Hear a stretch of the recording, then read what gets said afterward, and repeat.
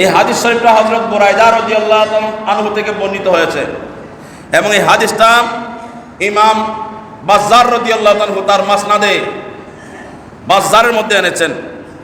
হযরতে বুরাইদা রাদিয়াল্লাহু আনহু বলেন, বুরাইদা রাদিয়াল্লাহু আনহু বর্ণনা করেন, যা আরাবিয়ুন ইলা রাসূলিল্লাহ সাল্লাল্লাহু আলাইহি ওয়াসাল্লাম ফাকালা ইয়া রাসূলুল্লাহ সাল্লাল্লাহু আলাইহি ওয়াসাল্লাম ক্বাদ আসলামতু।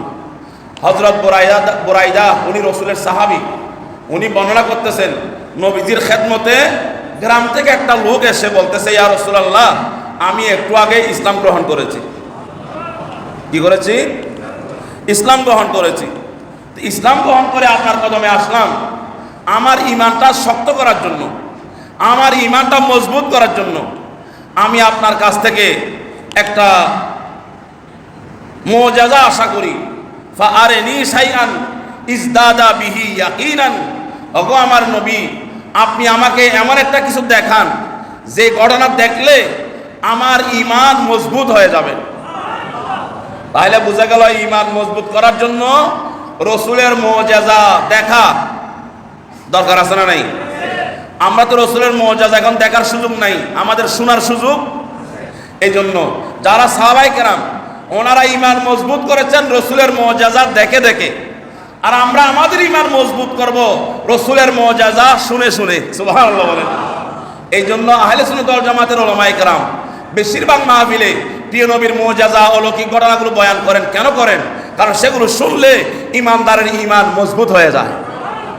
আসুন ভাইরা আমার, আমি দ্রুত বলছি, ইয়া রাসূলুল্লাহ আমাকে এমন একটা মুআজিজা দেখান দেখলে আমার ঈমান মজবুত হয়ে যাবে। তো আমার রাসূল বলতেছেন, ক্বালা মাল্লাযী তুরিদ। ওগো আমার নতুন সাহাবী, তুমি মাত্র ইসলাম গ্রহণ করেছো, তুমি কি দেখতে চাও আমাকে বলো। সুবহানাল্লাহ বলেন। তো ওই সাহাবী বললেন, হুজুর উদু তিলকা শাজারা ফালতাতিকা। ইয়া রাসূলুল্লাহ আমাদের সামনে ওখানে একটা গাছ আছে, আপনি একটু গাছটাকে ডাক দেন তো। সুবহানাল্লাহ একজন বললে হবে? এটা কি মস্কারি নাকি?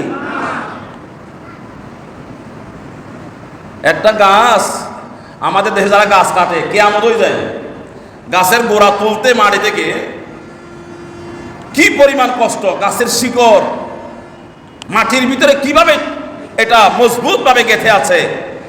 গাছ কাটা অনেক সহজ, কিন্তু মাটি থেকে গাছের শিকড় তোলা অনেক কঠিন কাজ। সাহাবী আমার নবীকে বলছেন, ইয়া রাসূলুল্লাহ উদু তিলকা শাজারা ফালতাতিকা, গাছটাকে ডাক দেন যেন গাছটা আপনার কাছে চলে আসে। আমার দয়াল নবী বললেন, আমি ডাকতাম? ও সাহাবী আমি ডাকতাম গাছটাকে? তুমি যাও না, আমি ডাকতে হবে না, তুমি গিয়ে বলবা রহমতের নবী তোমাকে ডেকেছে। ক্বালা ইযহাব ফাদুহা।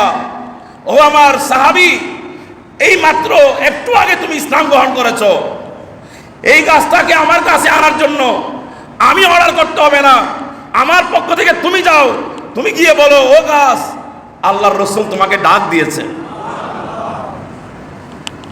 একটু কেমন নবীর উম্মত চিন্তা করবেন ভালো করে, আমরা কেমন নবীর উম্মত একটু চিন্তা করেন।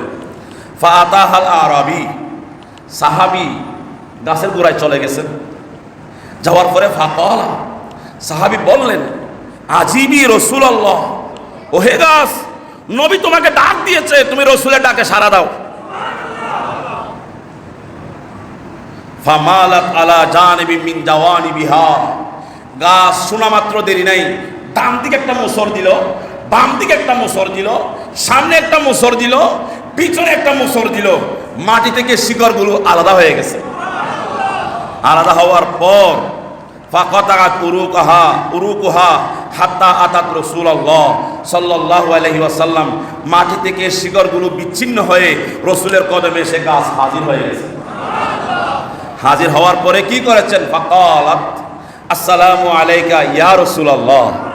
বলেন আসসালামু আলাইকা, আসসালামু আলাইকা, আসসালামু আলাইকা।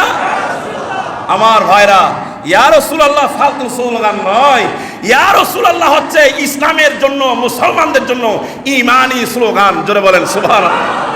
সবসময় ইয়া রাসূলুল্লাহ বলবেন।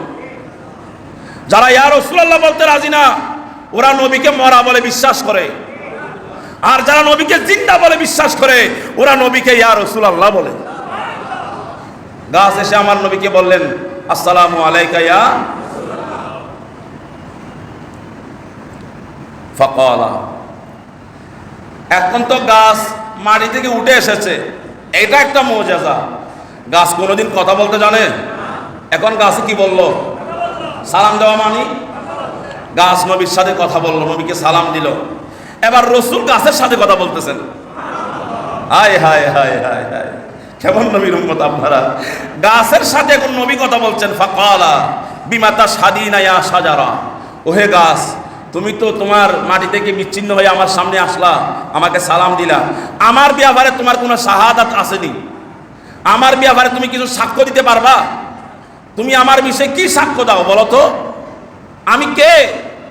ক্বালাত, তখন গাছের জবান খুলে গেল। গাছ বলল, আশহাদু, আমি গাছ এই কথা সাক্ষ্য দিচ্ছি, আল্লাহ ইলাহা ইল্লাল্লাহ ওয়া আন্নাকা আব্দুল্লাহ ওয়া রাসূলুহু।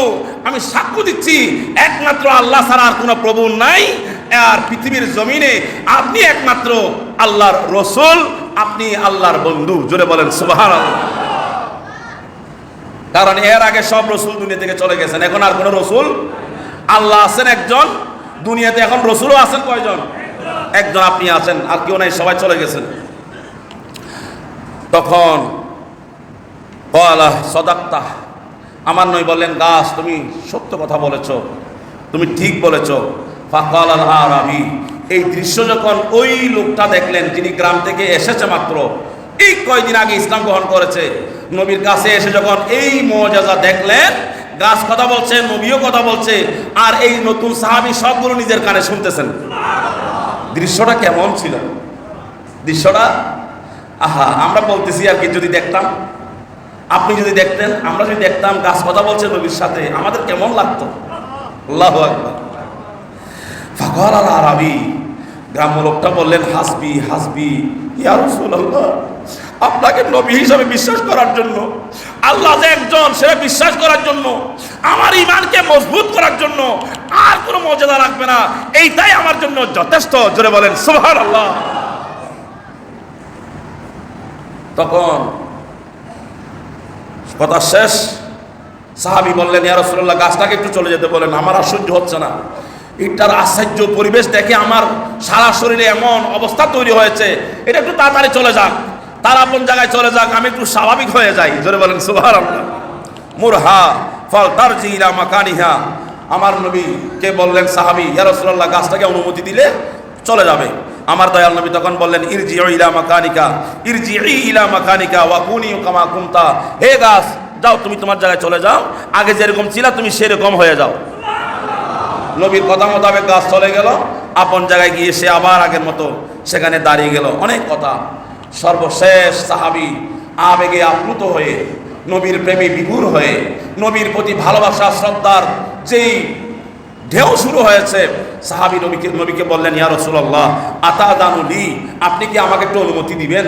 ইয়া রাসূলুল্লাহ, আন উকাব্বিলা রাসাকা ওয়া রিজলাইকা, আমি একটু আপনার মাথা মোবারকে চুমু খাবো, আপনার দুই কদমে চুমু খাবো।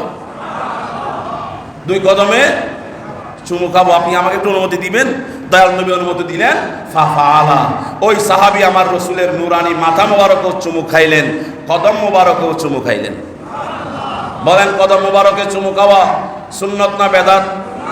সবাই বলেন, সুন্নত না বেদাত? সুন্নত না বেদাত?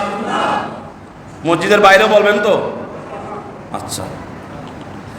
সাহাবীর আবেগ আরো বেড়ে গেছে। সাহাবী বললেন, হুজুর চুমু তো খাইছি, কিন্তু তারপরেও এখানে শান্তি, আর একটা কাজ করতে মন চায়।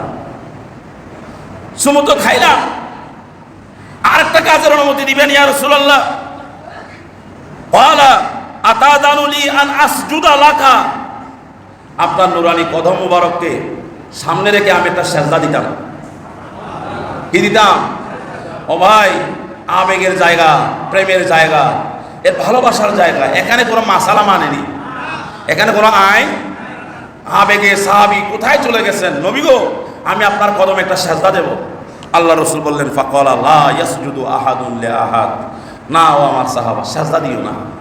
সাজদাটা এটা রাখো কার জন্য? সবাই বলি